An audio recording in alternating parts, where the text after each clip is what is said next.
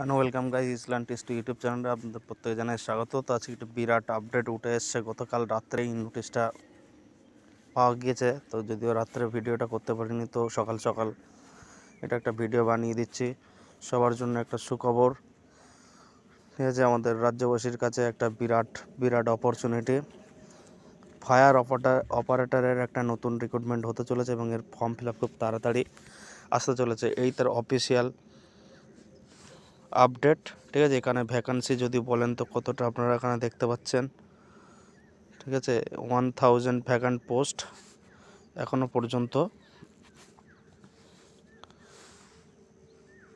তো এটা খুব